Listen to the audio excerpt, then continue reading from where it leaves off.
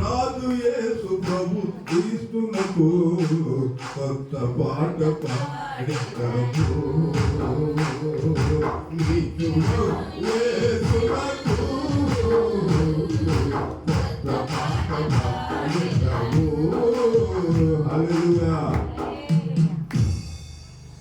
ప్రభునందు ప్రియులారా, ఇప్పటివరకు కొత్త సంవత్సరం గురించి పాస్టర్ గారు నూతన స్వభావాన్ని గురించి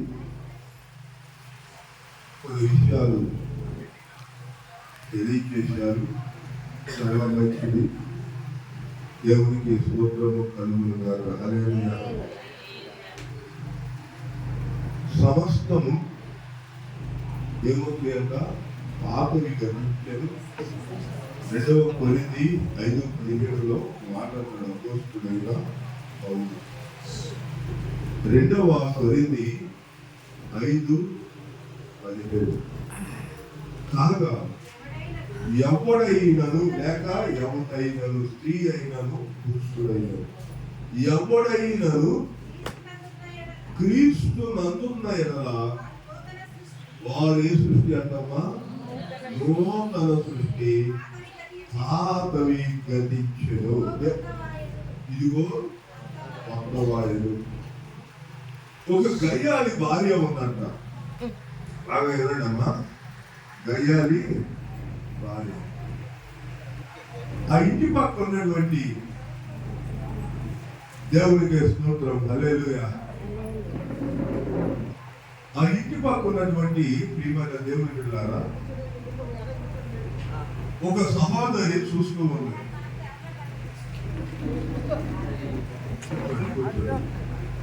ఆ ఇంటి పక్కన ఇంకో కుటుంబం ఉంది. చూడండి అందరూ కొత్త సంవత్సరము, కొత్త ఆనందంలో కనబడుతున్నారు. దేవుడికి ఆనందం ఉందా లేదా అనేది మన ఒంటి మీద ధరించిన వస్త్రాలను బట్టి తెలియజేస్తా ఉన్నది. ఒక స్త్రీ తన తండ్రి ఇంటికి పుట్టింటికి వెళుతూ ఉంటే ఆమె ఆనందంగా వచ్చిందా లేకపోతే పొట్టాడుకు వచ్చిందా అనేది తల్లిదండ్రులు గుర్తిస్తారు. ఎలా గుర్తిస్తారు? ఆనందంగా వస్తేనేమో తలకాయ దూకొని చక్కని బట్టలు కట్టుకుని వస్తారు. లేదు దుఃఖంతో వస్తే చింపులు చుట్టూతో వస్తారు. దాన్ని బట్టి ఏం చేస్తుంది? ఏదో గొడవడి అమ్మాయి. ప్రియమైన దేవుని బిడ్డలారా, గమనించాలి. ఒక గయాని భార్య తన భర్త మీద బాగా శోధిస్తున్నట్ట. శోధిస్తూ ఉంటే ఏ చిన్న వస్తువు, ఏ పొరపాటు జరిగినా పెద్ద గొడవ అయిపోతుందంట ఇంట్లో. ప్రియులారా, ఒక రోజున బొలుపు తొడమందంట. ఊరు పట్టింది బొలుపు తొడమందంట. ఆయన కుర్చీ చేసుకుని బొలుపు తుడుస్తుండగా ఆ బొలుపు కిందమైపోయింది. ఇప్పుడు ఆయన అనుకున్నాడు, ఈ అగ్ని సాయంత్రం దాకా ఆరు. వచ్చింది నష్టమేమో 10 రూపాయలది, కానీ పాపమేమో 10 లక్షలతో ఉన్నట్టుంది అని ఏమి చేయాలని అనుకుంటా ఉండగానే భార్య సడన్ గా అన్నాడు, ఏమంటే మీరు కూర్చుని రోజు గాజు మీకు కాలం కూర్చుకుంటే నేనంతా శుభ్రంగా ఊడుకుందాక మీరు నిలబడుతుందంట. ఆ మాట విన్నటువంటి తన భర్తకు తన జీవితంలో ఎక్కడ లేని ఆనందం వచ్చేసిందంట.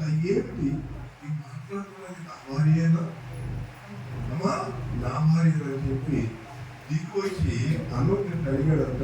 భయపడుతూ నేను ఒక మాట అడగాలనుకుంటున్నాను.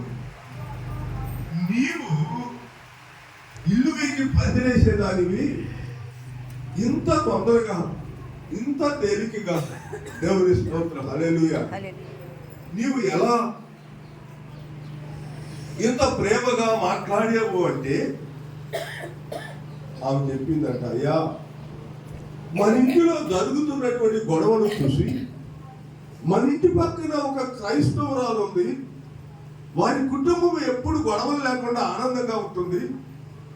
ఆమె విని విని అమ్మా మీకు మనశ్శాంతి ప్రశాంతత కావాలంటే నాతో పాటు మందిరానికి రమ్మంది. నేను వెళ్ళాను ఆ మందిరానికి ఆమెతో పాటు. నాకు తెలియదండి, దైవజనుడు ఆరాధన చేస్తుండగానే నేను కింద పడిపోయాను. కింద పడిపోయిన తర్వాత నాలో నుండి ఒక దురాత్మ వెళ్ళిపోయింది. దేవునికి స్తోత్రం, హల్లెలూయా. ఆ రోజు నుంచి నాకు కొత్త మనసు వచ్చిందండి. నీ మీద కోపం అనేది నాకు పోయింది. అప్పుడు ఆయన అన్నాడంట, నిన్ను ఇంతగా మార్చినటువంటి ఆ దైవజనుడు ఎవరు? ఆ చర్చియేదో. నీలో మార్పు తీసుకురాదు అనుకున్నాను, కానీ ఇంత మార్పు తీసుకొచ్చినటువంటి ఆ దైవజనుడిని నేను కూడా చూస్తాను, నన్ను కూడా తీసుకెళ్తామా అని అడుగుతాను. రేపు ఆదివారం వెళ్దామని రండి అన్నట్ట. ఇద్దరు కలిసి 2-3 వారాలు భార్య భర్త వెళ్ళింది. 4వ వారానికి భార్యాభర్తలు ఇద్దరు కలిసి ఆ మందిరానికి దైవజనుడు వాక్యము చెప్తూ ఉండగా, ఇప్పుడైనా నీ పాపమును విడిచిపెట్టి నూతన స్వభావములోకి రా, మారు మనసు పొందు అని వాక్యం చెబుతుంటే ఆయన కిందపడి ఏడుస్తూ, నేను నువ్వు ఎలా చెప్తే అలా చేస్తాను మాస్టర్ గారిని చేయొచ్చాడంట. ఆ దినం నుంచి ఆ కుటుంబంలో ఏమొచ్చిందంటమ్మా, కొత్త సంవత్సరం వచ్చేసింది. దేవునికి స్తోత్రం, హల్లెలూయా. పాత సంవత్సరాలన్నీ గతించిపోయి 5 ఏమొచ్చిందంట, కొత్త సంవత్సరం వచ్చింది. మన జీవితంలో కూడా ఇలా ఇప్పుడు కొత్త బట్టలు వేసుకున్నాం, రేపుకి ఈ కొత్త ఉండవు. రేపు